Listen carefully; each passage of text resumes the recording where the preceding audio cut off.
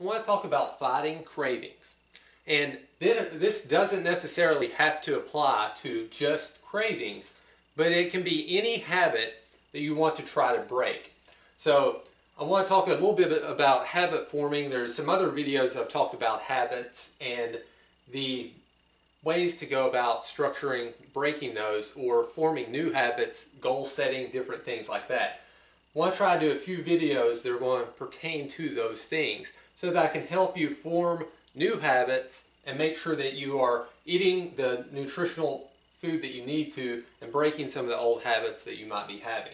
So first off, when we start talking about cravings, when we start talking about routines, when we start talking about exercise and beginning new habits, the first thing that we want to look at is there's a cycle that you get into when you go through a daily habit or routine.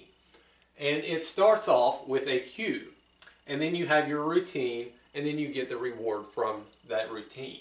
So if we have a normal cue, then we need to be able to identify what that cue is in order to start changing the habit.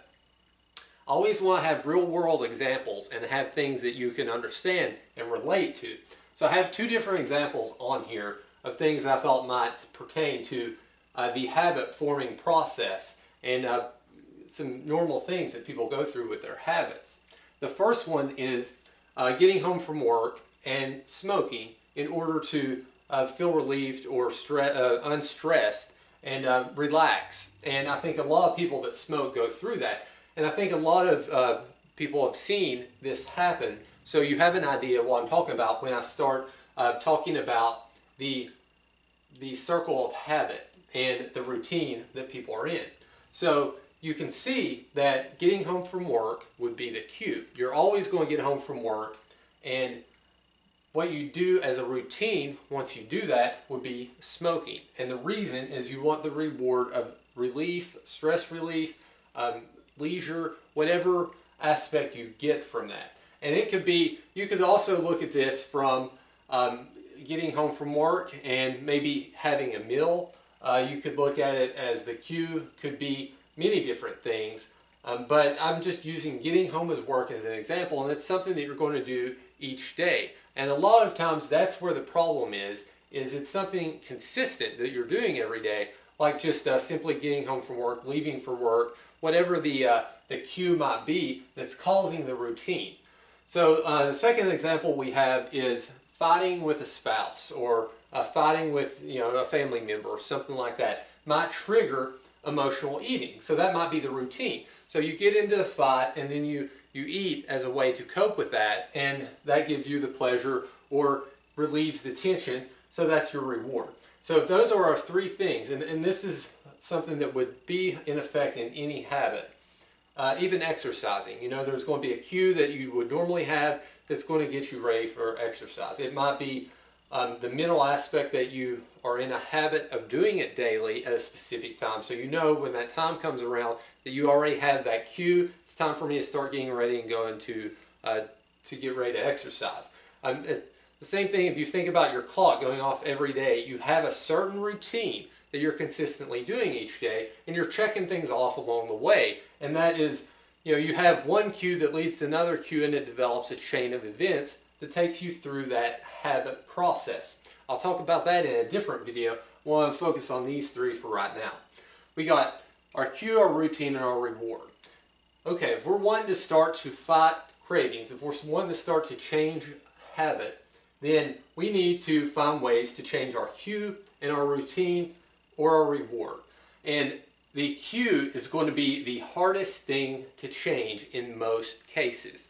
The reason being, you're going to come home from work every day. So if coming home from work is the cue, then you're always going to have that. The same, maybe you watch a specific TV show and that's your cue. While you watch your TV show, you eat ice cream or you eat cookies. You have a set routine that you kind of do.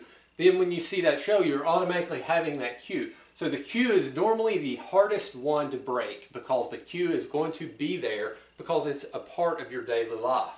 Now the routine is the action that we want to break. And in order to do that, we can find something to replace the routine. So if we're not getting rid of the cue, then maybe we can find a substitution for the routine. That's initially what we're wanting to do. We're wanting to replace the bad habit, so we're wanting to replace the bad routine. And sometimes we can do that as the initial step, but sometimes we have to do the reward. But let's say, for this example, we're going to do the routine. So we're going to try to find a way to substitute smoking. So we still have the habit, but instead of smoking, we're going to try chewing gum, maybe some type of healthy carrot sticks, chew toy, different things, whatever you can do in order to substitute something for smoking. And there's lots of different healthy options for things to chew on and recommendations for people to have an oral fixation. But anyway, that would be substituting the routine.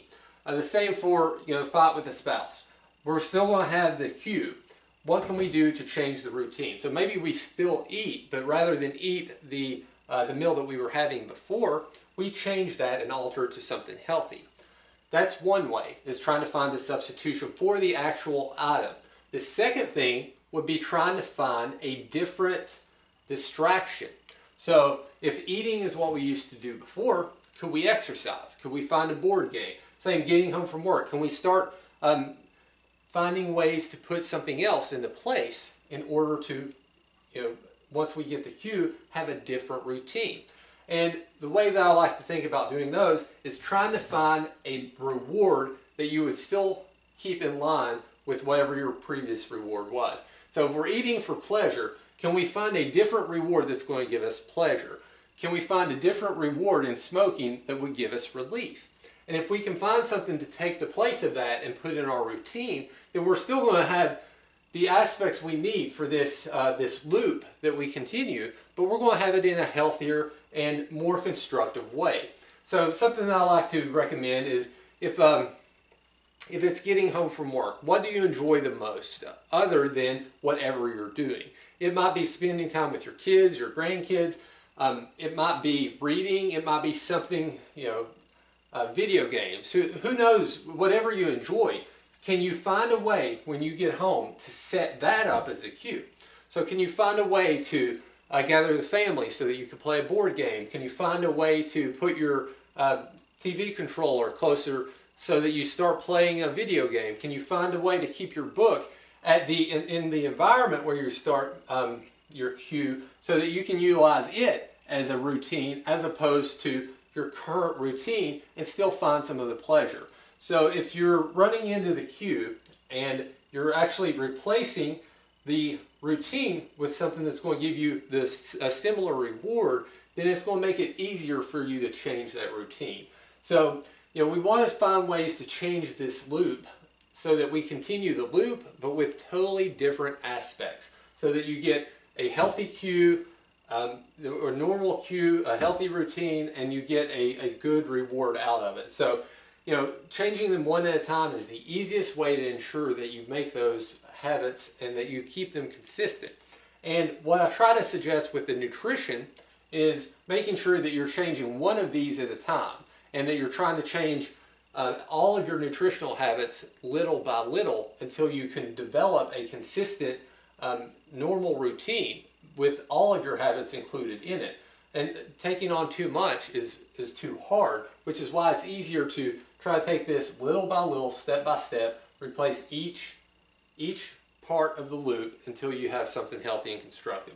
So that's a way that I think you can help fight cravings, is identifying the loop, making sure you work through those steps, and making sure that you're moving toward a healthier habit-forming lifestyle.